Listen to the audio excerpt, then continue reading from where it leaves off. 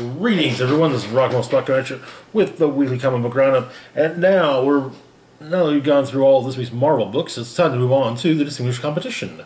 Starting off with Legion of Superheroes number 4. Where we left off, well, excuse me.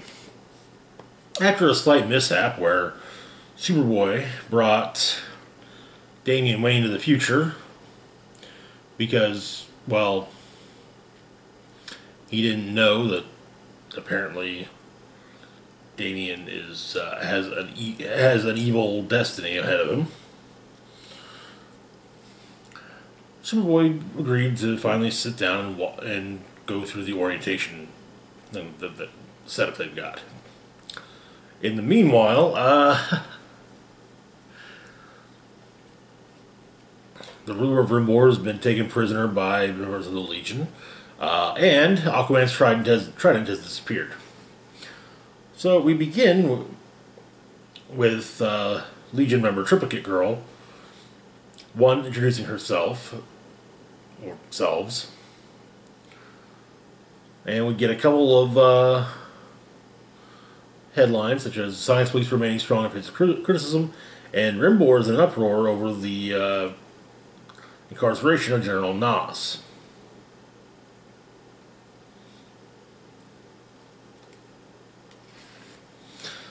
So, getting to the story on New Earth, Cosmic Boy, Lightning Lad, and Superboy go to Computo, a mixture of technology and Category 9 humanoid biology. No one from the 21st century has experienced it yet. Also, it's explained that Superboy explains that he's trying to make a point to learn who everyone on the Legion is, so he doesn't have to rely on the Frenchman tags that they have. Also explaining that his father would make it a point to know everyone's name by dinner. So, the way the orientation packet is set up is that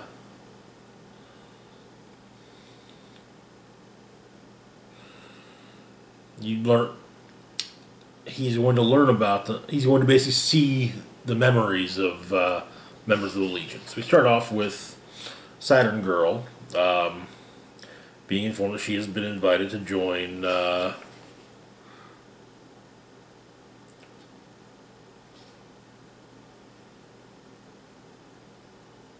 the United Planets Youth Delegation for Peace.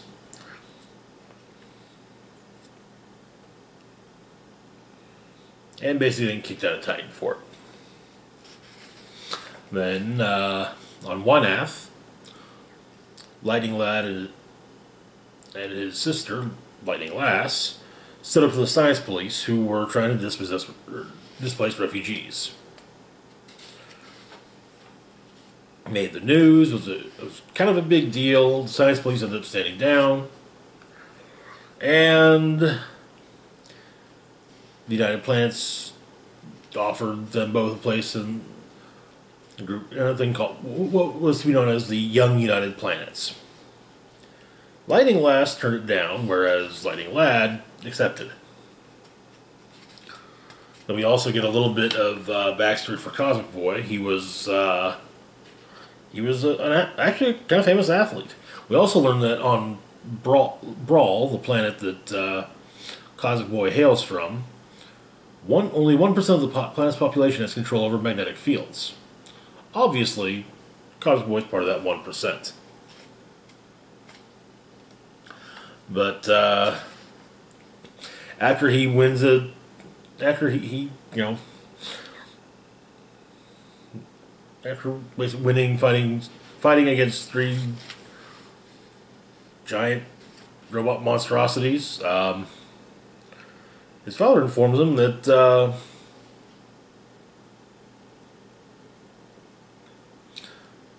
He was selected by the Brawl World Congress to represent the entire planet, the Young United Planets. Then we get the three of them meeting.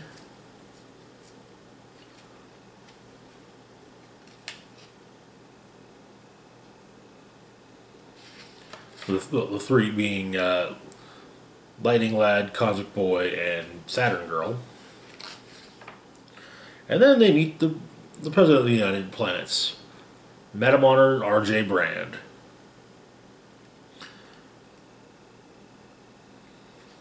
Who explains that the Young United Planets was the original idea, but she can't help but feeling they should be doing something more. She's beginning to explain everything. However, the ship is then attacked. Lightning Lad, Cosmic Boy, and Saturn Girl team up, and Superboy is pulled out of the whole thing because of an emergency. The emergency being the rest of the League being told that Aquaman's trident has been stolen. And apparently it's nowhere in Metropolis, and Brainiac's done a full scan. However, before they can start investigating and trying to find it, science police show up and explain that by order of the President, the Legion of Superheroes is locked on until further notice. Lightning Lad kind of makes a point of saying, "Sound like you're saying we're under arrest." The science police says, the President was very clear she did not want us to use those words. And that is where the issue ends.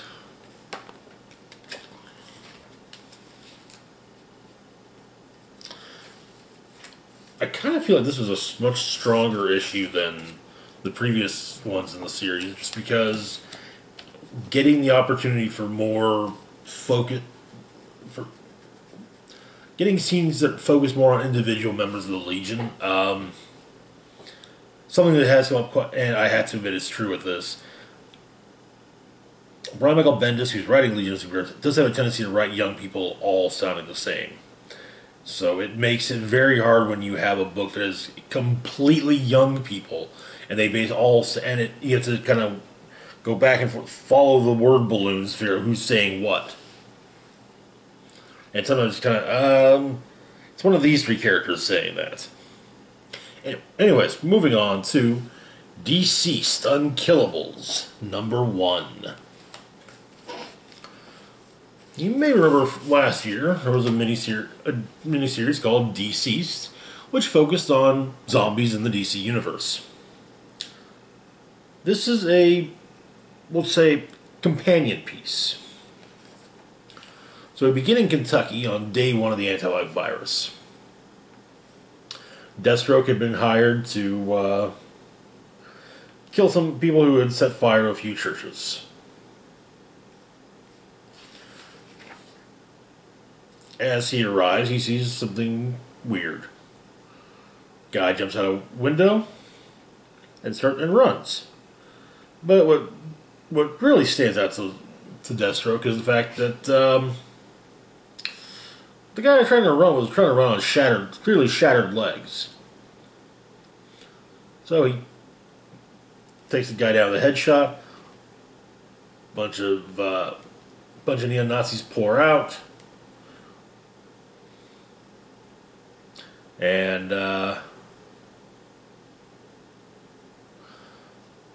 Deathstroke realizes he's not the one they're running from. He goes inside and sees a house full of neo-Nazi zombies. The worst of the undead combined with the worst of the living. And so he starts wading through them and pulls out his phone to renegotiate. Of course, not knowing that his phone is that the anti-life equation is making its way digitally. And he turns. He came to the next day in Gotham.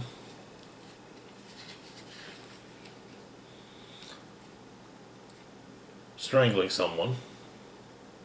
And then he apparently got past it.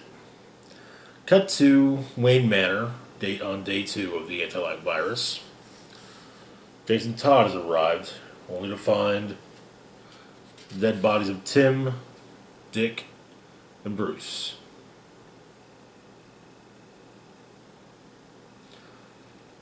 Also present is Ace. However, Ace has not been turned. And Jason does, well,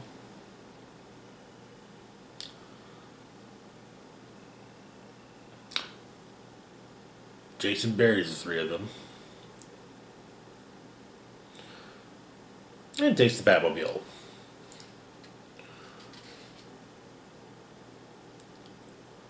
Managed to find out there are 8 members of the Bat family present in Gotham, aside from him.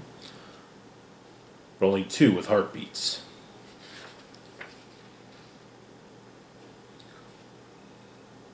And we also get to see the tombstone that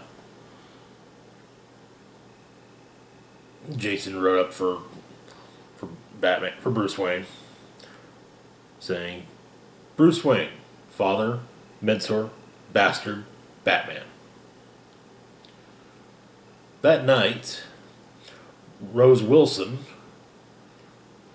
hiding in her apartment in Gotham, gets contacted by a walkie-talkie by her father, saying that it's time for her to go. She sees the future. She opens the door and she dies.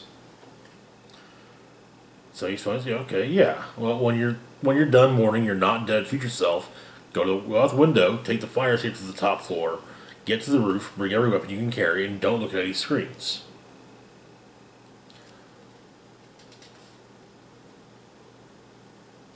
Well, it turns out Slade's brought a helicopter. However, before she can get to the chopper, climb up to the chopper itself is attacked by Man-Bat, causing the chopper to crash. However, and Slade gets out, making some grunty noises, and is then stabbed by Ravager. And then he goes back to regular speech, and Ravager maybe realizes,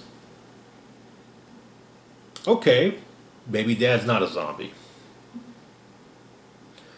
And he explains that his healing factor reverses whatever this is, and he also further explains that they're not zombies. However, Mirror Master has managed to contact them via, well, a mirror.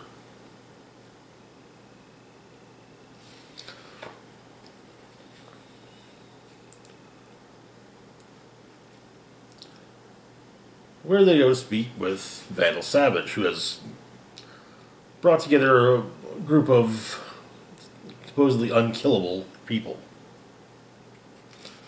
He compares them to the tree lobsters. The group he's put together consists of Solomon Grundy, the Creeper, Cheetah, Captain Cold, Lady Shiva, Bane, and Deadshot.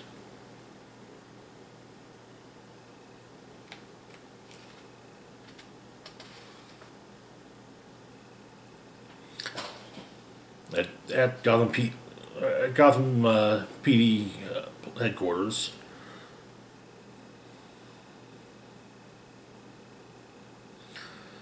it's down to Harvey Bullock, Jim Gordon, and Cassandra Cain to save the day. Bullock finally gets through to Gordon to explain that Cassandra's the only bat coming. And then Harvey gets attacked. And, well, he's trying to get Gordon to kill him. Batgirl does a job for him instead. And then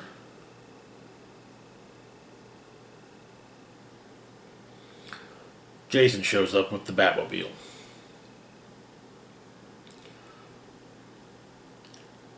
And did a great commentary on the fact that Batman is not the best person in the world. Showing that, yeah, she may be a lot. Her heart monitor is flatlined, so yeah. And Jason and Cassandra unmasked to Gordon. Gordon was them together. Bruce Wayne, Dick Grayson, Tim Drake, Damian Wayne, and explained that Damian's alive in Metropolis, as shown in the primary series, along with Alfred. And Gordon does ask why he's being monitored. To which Jason has this to say. Batman was terrible at expressing anything with words, and he had absolutely no consideration for personal boundaries. But he violated your trust and secretly monitored you for a reason. Bruce thought of you as family. And so, but Gordon wants to be sure that Barbara's dead. And they find her in the alley where Poison Ivy killed her.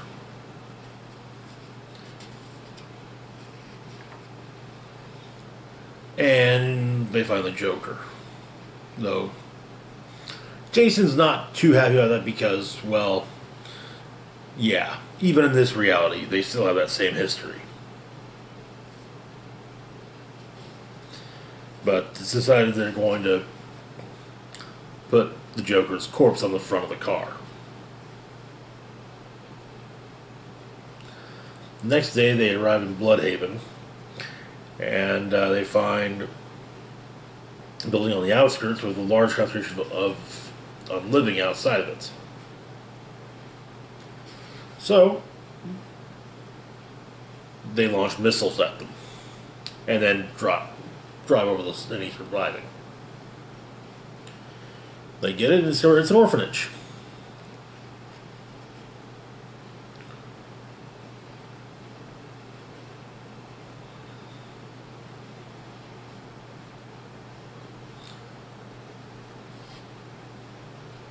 Turns out there's some infected in the building, but they're locked in the gym.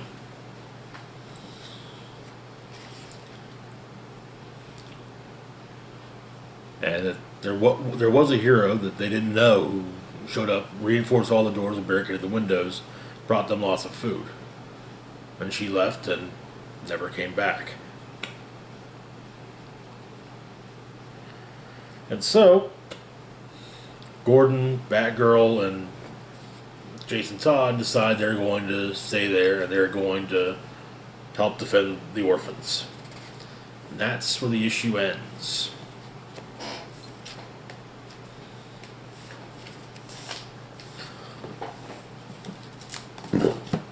Moving on to the Lolo Woods, number 3.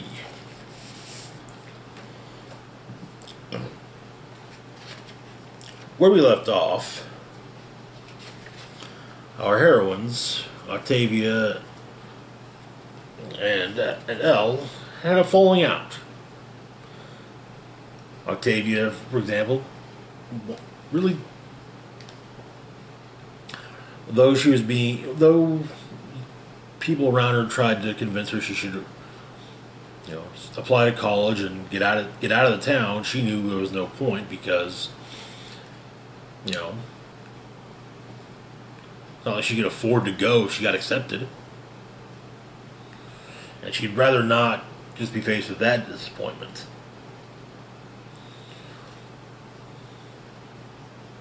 And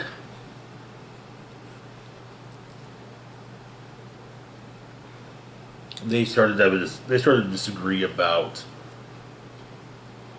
whether or not they should try and figure out what the hell happened when they went to see Sea Dogs.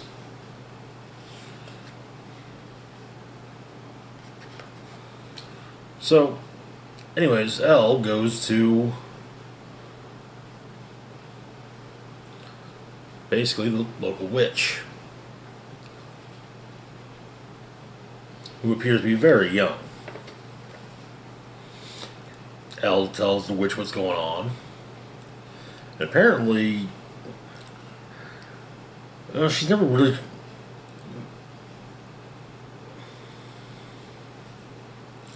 She's been trying to. She's been trying to restore lost memories for over a century now. Doesn't have any kind of real solution though, not yet at least. But she can make. She's got a potion that you can drink to smooth out the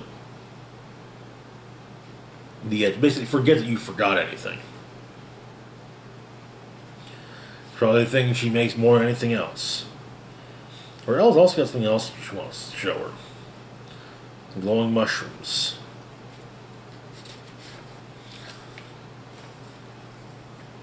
Back at home, it turns out that the company's made another offer on their house, and, well, Elle's mother's considering it.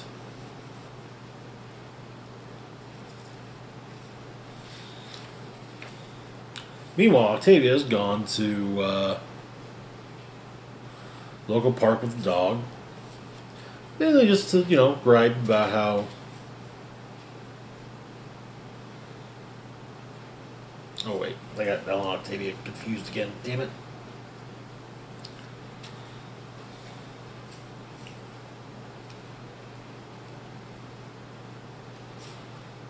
But, Elle doesn't want Octavia to run off to Penn or wherever, and wake up 10 years in a cold sweat because all the traumatic bullshit of the town has caught up with her and she's never dealt with it. Anyway, Elle and her dog end up dealing with a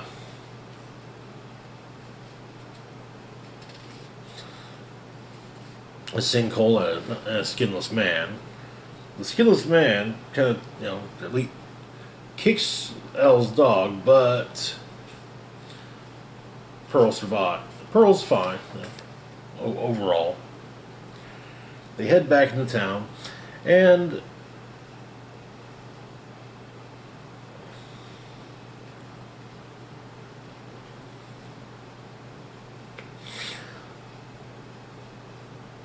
suddenly Octavia is getting basically picking up the same injuries from fighting the skinless man that Elle has.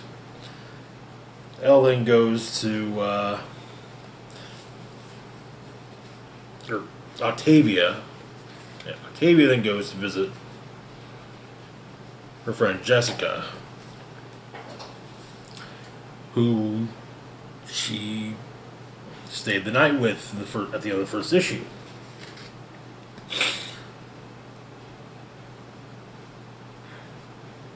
And so we find out what the deal is with Jessica.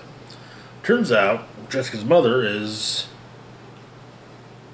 a sinkhole. Something that would happen, and any time it started to seem like it was getting closer to happening, she disappears for a few days to, to calm things down. Jessica first realized something was really wrong, however, after she won her first beauty pageant. Her mother hugged her, and something moved inside of her, like her stomach was growling, but deeper and longer.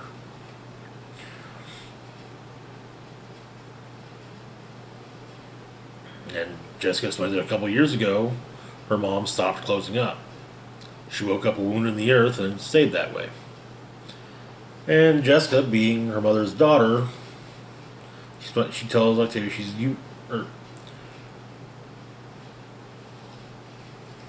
usually able to hold it in. But until after Octavia would leave, but last week Octavia said she couldn't. So the two have to fool around and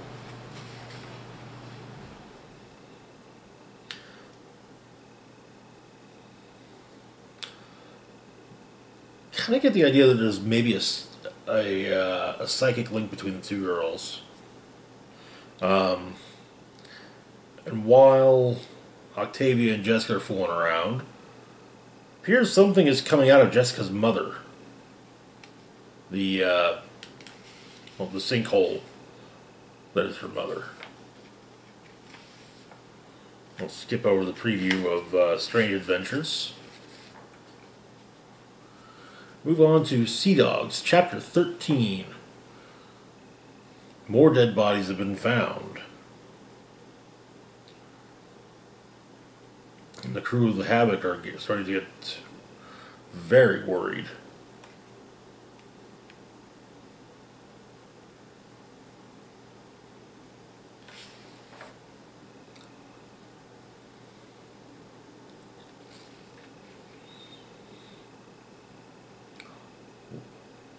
Mr. Conkapot notices something about the various tracks. However, before anything can be revealed about that, apparently 3 ships have been spotted off of starboard.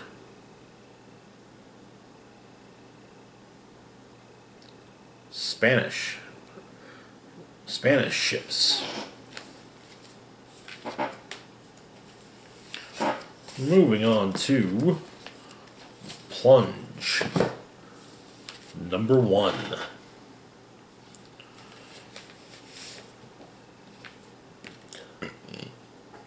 The most recent entry in the Hill House line, also written by Joe Hill. We begin at Master Bay on Attu Island.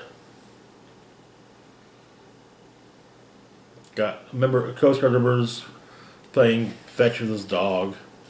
They come to a point, and a whole bunch of giant squids wash ashore. And before they can run, though, a massive wave hits. We get timestamp only, so we start off at 12 or 9 in the morning. Then we move to Navy Town on Attu Island at 11:48, also on October 3rd. It's now a massive tsunami that's come in. Next day in Anchorage at just a little after 10.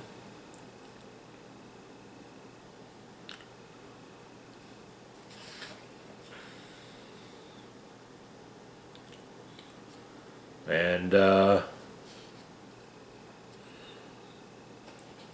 what is her name?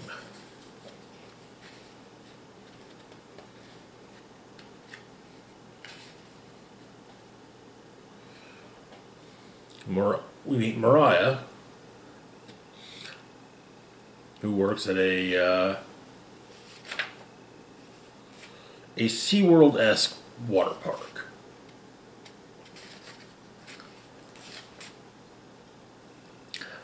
And a few hours later, at Upper Cook Inlet, Alaska, a man named Dave Lacomas arrived aboard a salvage vessel, wanting to speak to the captain.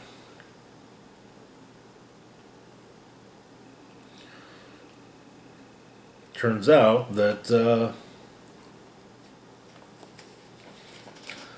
during the tsunami, a distress signal was discovered. A signal from nearly 40 years ago.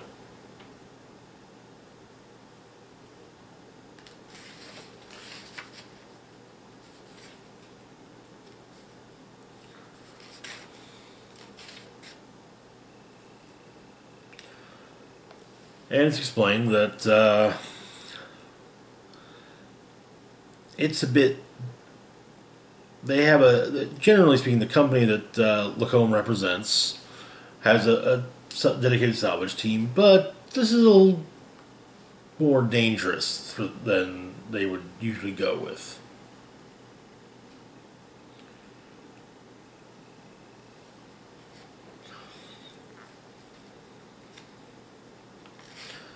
So, but they're being offered a hefty sum to go.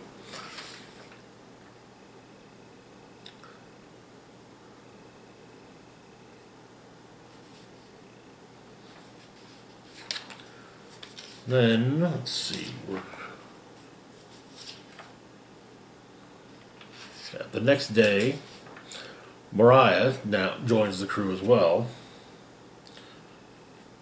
Bring equipment and assistant on board with her. And then the next day, at around 6, they arrive at the where the site of where the journalist was reported to be, and they said they're going to basically camp out on the shore. Seeing as how with the weather incoming, that's probably their last opportunity they have. While camping out, they do some drinking. Mariah rushes out to pee, and she finds a man in an orange coverall, barefoot, with something trying to burrow into his neck. That's where the issue ends. And of course, well, we've still got chapter 14 of Sea Dogs. So where we left off, while investigating the latest grisly murder scene, well, Spanish vessels have been spotted off the starboard. And so the HMS Havoc is going to intervene. And so, with the wind being what they're not going to deploy full sails, but they are going to follow the Spaniards.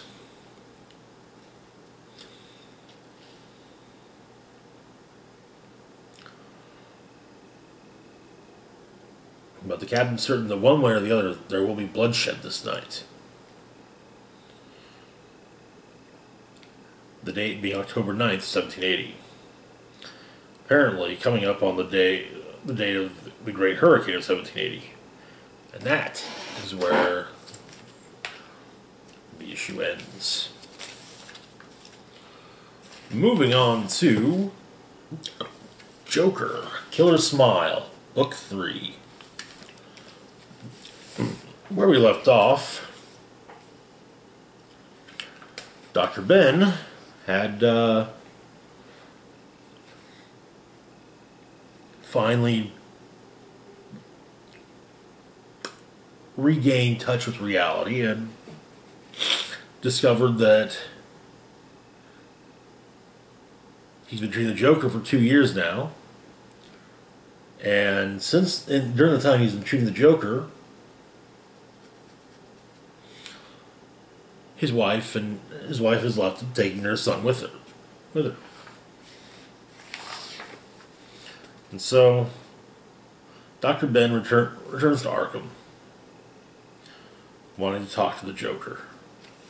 This time, however, he's painted up his face and with clown makeup.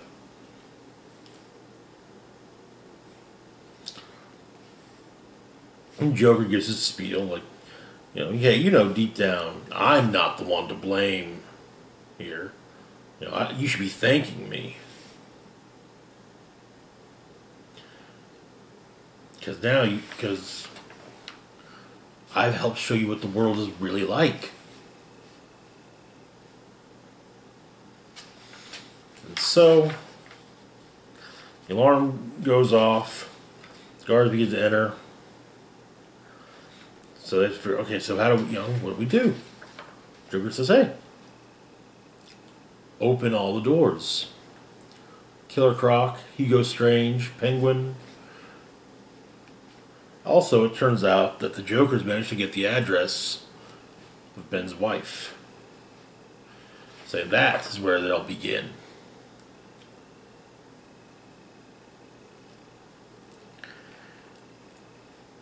So they get out. They head somewhere where they can be safe, or where they head to one of the Joker's various hideouts, and he puts on his trademark purple suit. But Batman arrives.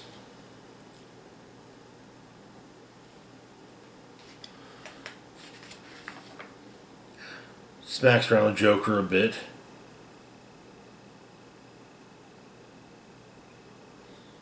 While he's doing that, though, the Doctor is able to escape and head to see his family.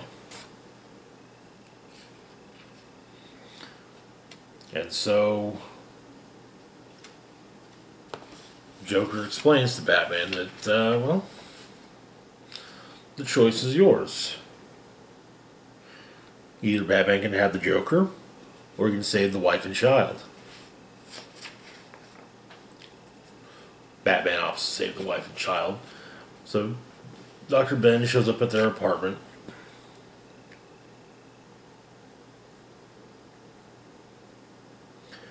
He's about to, and has his strange wife at gunpoint when his son comes in.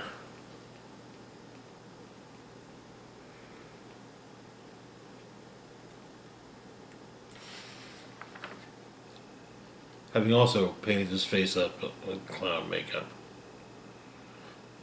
And wanting his father to take him with him.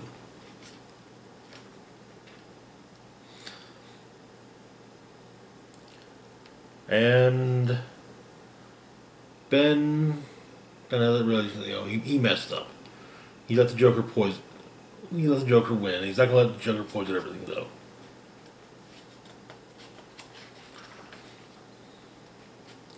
But Batman shows up. And, well, Ben is now in Arkham. Being cared for and hopefully getting better.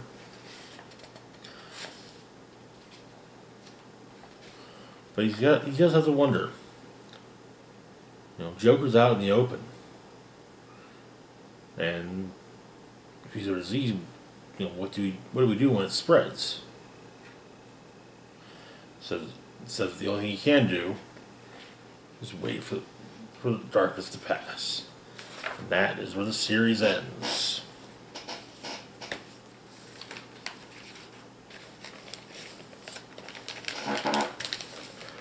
Alright, and moving on to our final book of the week.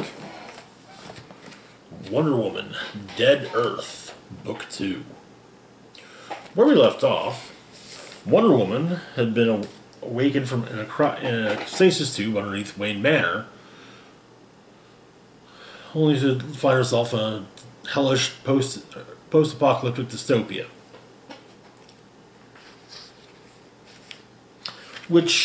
And the people who found her then brought her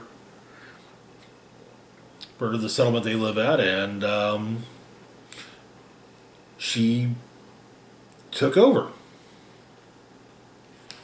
and promised to take everyone there to Themyscira. So we open with a flashback to Wonder Woman's training as a child against Nubia. It turns out that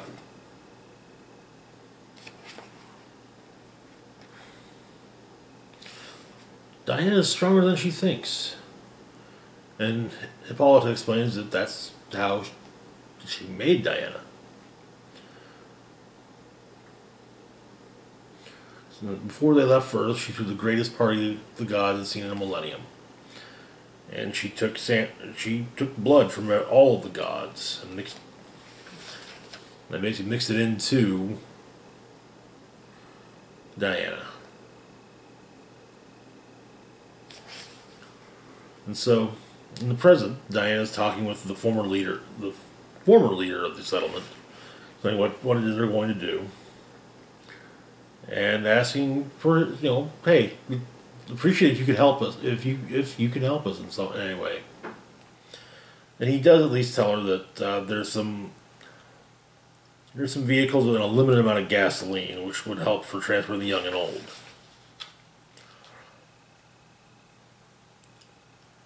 A small boat has also been made for the group, and a utility belt has been inventoried. So they begin their march to Themyscira. We get another flashback. Once again, Diana is still curious as to what happened to her bracelets. Nubia brought them to her, explaining that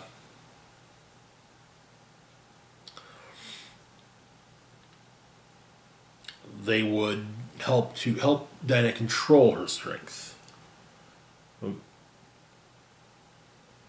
But she has to submit to wearing them first.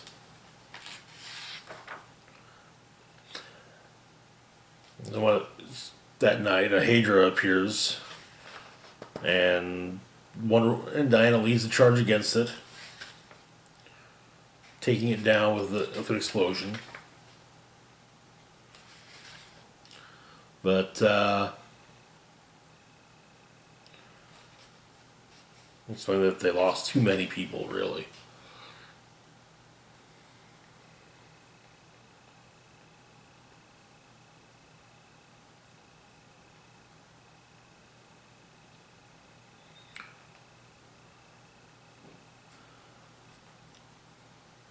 But the Tall, one of the back in the present, future, Tall, one of Diana's followers, has something of an autopsy on the Hydra. Explaining that a lot of the internals look almost human, except for their size.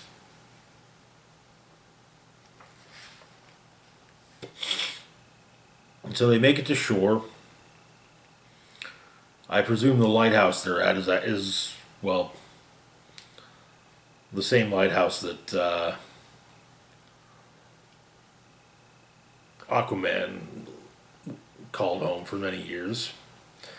And Diana and a handful of her followers make it to Themyscira, which is in ruin. So she asks if they stay at the boat, and she goes to see what's happened. And she finds Nubia in full armor, standing guard.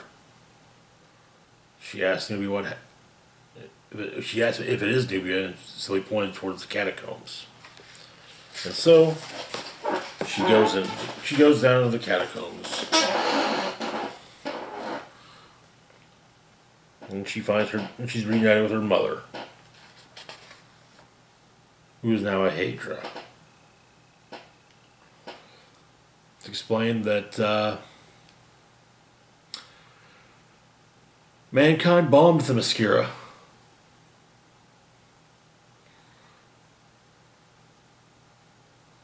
And, well, mankind did not understand that nukes couldn't kill the Amazons. The fallout, however, did change them.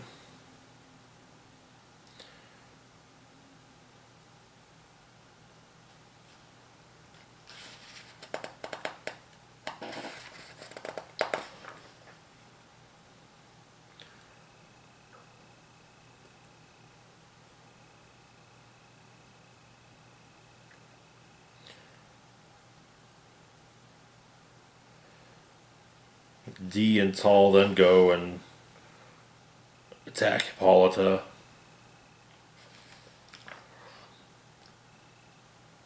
Tall, as they escape, however, Nubia runs Tall through. Then Cheetah arrives on a mutated Pegasus and saves Diana and Dee. And stays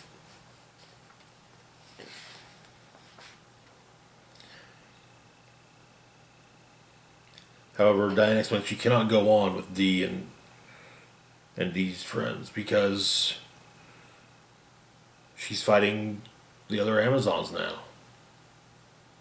Well, the Hydra are the rest of the Amazons, and it's the fault of humanity that they're like this. So.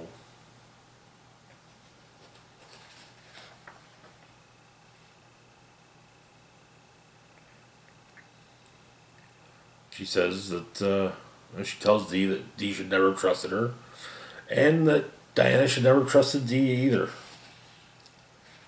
And as Diana and Cheetah fly away on Pegasus, the issue ends.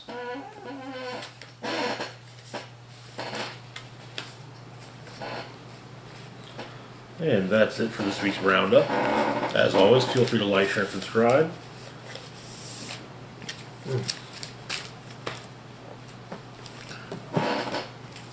Links to my Facebook, Twitter, Patreon, and PayPal can be found in the description box down below. This is Rock and Roll Spock signing off, saying live long and rock hard.